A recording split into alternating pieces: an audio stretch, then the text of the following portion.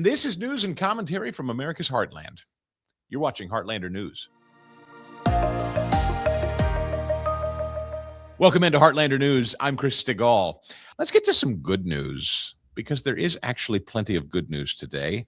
Melania Trump has unveiled a new savings account for foster care youth powered by Trump accounts, something that the president, I don't believe, gets nearly enough credit for, and I think is one of the more remarkable things to happen in this administration in the last year. First Lady Melania Trump has announced new savings avenues for youth in foster care, Foster the Future accounts. Today, we're adding another important layer to the Treasury Department's foundation of economic stewardship. She said for the first time, children in foster care will have access to a dedicated savings and investment vehicle.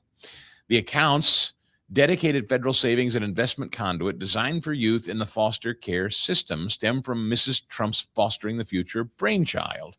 America can offer services, help the protection, but real freedom means being able to make independent choices about your own future. So here's how it works. Fostering the Future accounts are powered by Trump accounts, Trump's newly introduced investment vehicle, designed to build long-term financial security for American children that includes a $1,000 seed deposit from the Treasury Department for eligible kids.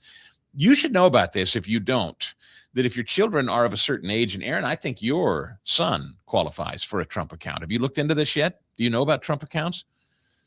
Yeah, I got prompted when I filed my taxes if I wanted to sign them up for it, and I said, yes, please. Excellent. So I should be getting an email from the IRS eventually to set up the online access. And stuff. I love this. Again, if you regularly contribute to this thing and it sits untouched, tax-free, I think you can contribute something like up to $5,000 a year as a family to the Trump account for your newborn. And then it's tiered, I think, up to age 5 or something. So if you have a toddler, it still applies. Maybe you don't get the full $1,000, but if you have a baby during the Trump era here, I have a friend, for instance, who he and his wife just had a baby. They got the full $1,000 deposit. It is a donated. Who was the guy? Now I'm trying to remember the guy who donated the funds, the big money guy that donated the seed money on this thing. But anyway, you get a $1,000 deposit from Treasury in this untouchable account, and it sits there. And if families wish, they can continue to contribute. And what I loved about this, it was brilliant from the very beginning. Treasury Secretary Bessent, as well as Donald Trump, they want to teach people about the goodness of the free market and of compound interest, and how much better it can be for all of us, including your children and their future, if you allow regular deposits to sit and grow compound interest in the free market. It is always going to be a better system for growth than waiting around at the end of the Social Security non-existent rainbow, which, by the way, again, projected to run out of money in the next few years, the Social Security Trust Fund. So you're talking about kids, babies, who will get this $1,000 seed money. And if you regularly contribute, what I think the law allows is $5,000 a year. You're talking about, if you do nothing else, a child by the age of 18, I think the math was, at a regular return of, I don't even remember what the percentage was, but it wasn't much. You're talking about a $200,000 account roughly for a kid at 18 years of age. So a 6-figure account for sure, just sitting there waiting for a kid at 18. If you do nothing but regularly contribute and let it sit there and grow. And if they don't, I think they can use it. I don't know if it's a down payment on a first home. There were, I don't remember all the stipulations around it, but it wasn't just free money for their use. I think it had to be for education or a home purchase or something like that. There were designated uses for it too. It wasn't just Yahtzee, you get the money. Anyway, it's worth looking into if you haven't heard about it and you don't know about it. Trump accounts. Look them up at the Treasury Department. Boy, if I had kids now, I'd be jumping all over this. It's free money to you, and it will only grow and be great for your kids' future. And now Mrs. Trump says we're going to do this for foster kids too. That's a real positive. Gallup has released some new numbers that say record few Americans find transgenderism, death penalty, and animal testing morally acceptable. I thought this interesting. Adults who view transgenderism as morally acceptable fell to record lows. The research firm found, Gallup did, just 38% of surveyed adults approve the morality of changing genders. Gallup noted the moral standing of an additional 5 out of the 20 behaviors measured in the questionnaire fell significantly in the past year. 83% of adults professed belief in the ethics of birth control, 58% in having a baby outside of marriage, 57% in gambling, 35% in sex between teenagers, 27% in cloning animals. Isn't that interesting? Birth control, babies outside of marriage, and gambling all have moral standing, with well over half to upwards of nearly 80% of adults professing the belief in the ethics of birth control. 35% say it is morally acceptable sex between teenagers. But 27%, only 27% are comfortable with cloning animals. Isn't that strange? Like, all those things I listed, and again, I'm not here to really give you a moral sermon today, but I am here to say that I think it's very interesting that cloning animals is, on this list, the most objectionable to Gallup survey recipients. Over the past 2 decades, Americans have grown generally more accepting of most of the behaviors measured by Gallup, which include those associated with sex, marriage, and certain medical and end-of-life issues. However, this trend toward more permissive attitudes is largely plateaued or pulled back, though acceptance levels on most behaviors remain higher than they were 25 years ago. For instance, majorities of 57 to 89% described 8 behaviors as morally wrong in the survey. Here's what they describe as morally wrong: suicide, polygamy, pornography, extramarital affairs, cloning humans, cloning animals, sex between teens, and changing one's gender. So that's good news. Views on abortion, animal testing, physician suicide, more split. 49% of adults viewed abortion as morally acceptable. That's a 50-50 proposition. However, that is down from a high of 54%.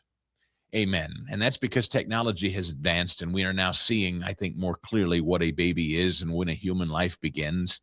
The science is there. And again, I think people are drawing closer to the Lord as well. I think people are drawing closer to the faith. I think people are diving into the Word of God again. I think that leads to a lot of this too. Let's see. The remaining 10% said they didn't know, or it depends on the situation. Self-identified Democrats significantly likelier than Republicans to find abortion, porn, teenage sex, assisted suicide, premarital sex, gender transitions, LGBTQ relationships, embryonic stem cell research, and having a baby out of wedlock all morally acceptable. So there you go. Boy, if ever there was a Democrat message in this Gallup poll, that's it. Let me read this paragraph to you one more time. Self-identified Democrats significantly likelier than Republicans to find abortion, pornography, teenage sex, assisted suicide, premarital sex, gender transitions, LGBTQ relationships, embryonic stem cell research, and having a baby out of wedlock morally acceptable. I mean, and having the baby out of wedlock, that's if they don't want to kill it. I mean, I don't think most Democrats would want to have a baby out of wedlock. They would just want to kill it instead, because that's the more convenient way. So that's, again, I think that's an interesting Gallup poll to see where the country has moved and what they deem morally acceptable and what they haven't. Democrats, don't you go changing. Amazing. Senate Judiciary Chairman Chuck Grassley wants prosecutions on Arctic frost accountability. Amen. This is not something that should be dropped either. Grassley says his panel this year will call on former special counsel Jack Smith, that loathsome little toad that looks like he's been pulled from someone's drain. That's the only way I can describe him. Just a mangy looking guy. Like if you saw the dog on the street, you'd think it was time to put it down. But anyway, Jack Smith said, Chuck Grassley said Jack Smith is going to be called to testify on Arctic frost. The Iowa Republican welcomes more prosecutions involving Arctic frost, including the House moving forward on the potential impeachment of James Boasberg. Good. There needs to be some House impeachments of judges. An Obama appointee who approved gag orders for subpoenas in the probe. And if you don't know what I'm talking about here, just so you understand, Arctic frost was the surveillance of elected members of the United States Congress, unbeknownst to them. And Jack Smith managed to get a hold of Verizon and AT&T, I believe, maybe one other. I'm not sure if it was all of the bigs or not. I think AT&T refused actually to participate in this, but I know Verizon not only handed over phone records to Jack Smith of senators on Capitol Hill. He was investigating their phone conversations between Trump and them. So Jack Smith not only forced, I think, Verizon to hand over that phone data, he then threatened them and said that they had better not tell members of Congress that they were focus of an investigation or else. And Boasberg granted the gag order. Judge Boasberg told these people that Jack Smith had the right to tell them at Verizon, don't share, that they're being spied on. Now, it is the law.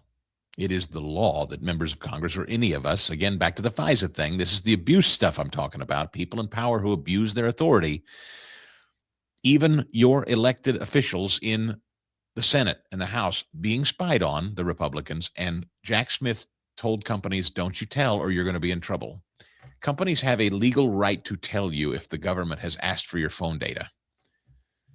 So Arctic frost absolutely needs to be investigated. I hope we see impeachment from Judge Boasberg. That's one of the things House Republicans could well energize the electorate over. If House Republicans start getting into the business of accountability, the Republic will respond. I believe that. But they need to feel like their elected representatives are actually listening and are as pissed off as they are and really want accountability. This would go a long way, Republicans. So I commend you. I hope you're going to do it. The Cleveland Clinic has terminated child sex change procedures, and they have committed funding for detransition care. This is another victory. The Cleveland Clinic agreeing to provide detransition care and not perform sex-rejecting procedures on minors, said the Department of Justice.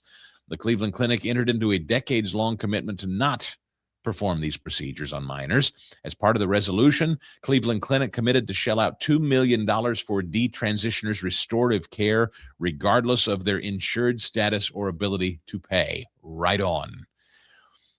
The Department of Justice is steadfastly committed to protecting America's children, said the Associate Attorney General Stanley Woodward. Just as the resolution with Texas Children's Hospital, today's resolution with Cleveland Clinic furthers that commitment and puts these providers on notice that this department will vigorously enforce federal law when children are put at risk. Good. This is one of the best outcomes, in my view, of the Trump administration, is to seek and punish anyone who's invested in this sick, multi-billion-dollar business of getting a hold of minor children in this country and transitioning them. Anyone. I would like to see people in jail for it, frankly. But, okay, for now, I'll take DOJ basically forcing restitution. Millions of dollars they're going to have to pay out of their own pocket to detransition these kids who've been convinced to undergo the knife or take chemical castration drugs or what have you. Barbarism. Child abuse of the worst order. And it was facilitated by medical places like Texas Children's and the Cleveland Clinic and other children's hospitals around the country. That's Frankenstein's monster stuff. As a culture, as a country, it is unfathomable to me that we're here. I mean, it's, you go back to the Gallup poll and the morality thing. Like, it's amazing that probably there are more Democrats in this country that find cloning an animal more morally objectionable than trying to trans a minor. There is some dark and mentally sick stuff going on in the country, and you ultimately can't legislate darkness out. That's something we're going to have to pray out on bended knee. But anyway, it's a win now for the Department of Justice, and I'm glad to see it. Also Thursday, speaking of DOJ, they had a roundtable discussion on the weaponization of parents against parents in schools, in which officials exposed the anti-MAGA task force that Joe Biden led when he was in control of DOJ and FBI. Glenn Youngkin, the former governor of Virginia, said this is an insidious network that works every day to separate children from their parents. Youngkin, whose state of Virginia, particularly Loudoun County, was under the national spotlight for parental rights, bemoaned the Biden administration's lack of willingness to collaborate on investigative efforts, but said, for one beautiful year, I had an administration that worked with me, speaking of President Trump's administration.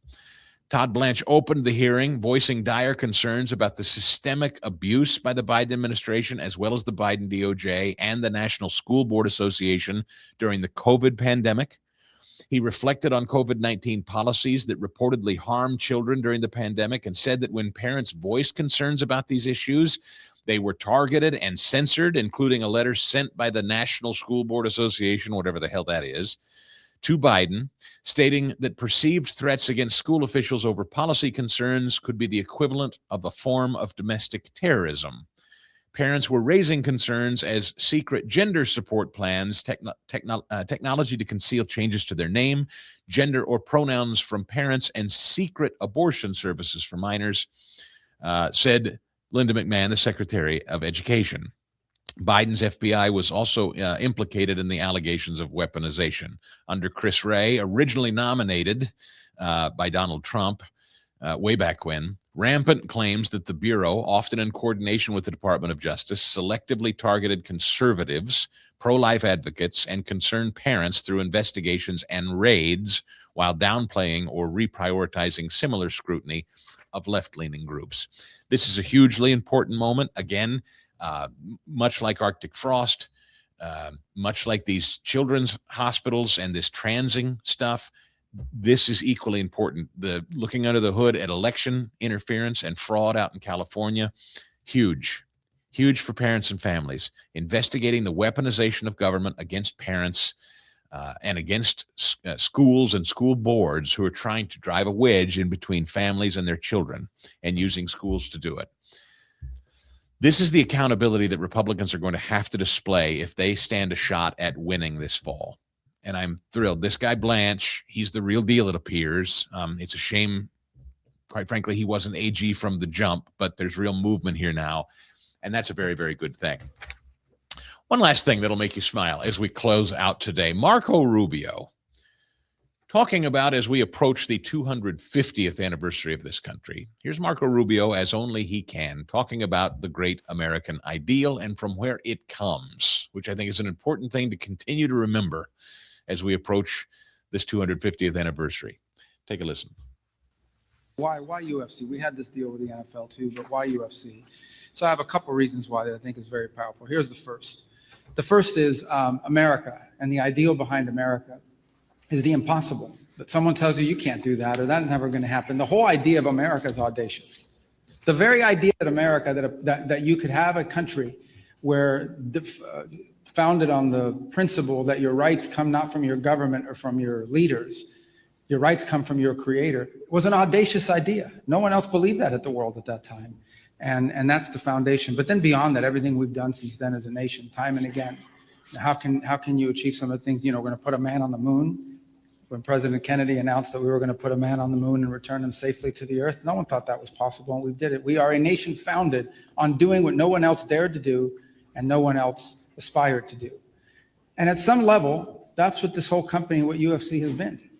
You see, mixed martial arts is not new. It's been around now for about 30 years, I would say, maybe 35, but there were no rules. There was no structure. I remember the early fights. I used to watch them back in the day, and it was, you could get like a 170-pound Brazilian jiu-jitsu guy fighting a 250-pound heavyweight who was a striker. I was like, how do you put this? The rules weren't clarified. And Dana and the people around him had a vision, and that is to create a structure around this company, to give it rules, to define it by weight class, to structure the events, and it attracted some of the best athletes in the world. And what you've built now is this global company that not so long ago would have seemed impossible. Back in the day when boxing commissions, that's what they're called, or athletic commissions, were a little bit reluctant to give you permits to stage these fights or put on these events, or when no one knew what it was, you were able to plow through that. And today you have one of the most recognizable American sports brands on the planet. And in and of itself, I think reflects so much the American spirit is reflected in this American company. Here's the second point. It truly is the United Nations of fighting. If you think about the number of countries that are represented, and I think that roster will continue to grow, Lawrence, I really do. I think the number of people and champions you're going to get from around the world will continue to be added. And I can tell you this is true, and I can tell you about your global reach because the president, and I have another job and spend a lot of time at the White House, the number of foreign leaders that want to come to this is unbelievable. It's to the point where we may have a diplomatic crisis because it's like, we can't bring everybody. And so they follow, and some of them don't even have a fighter in the fight from their country. I love it.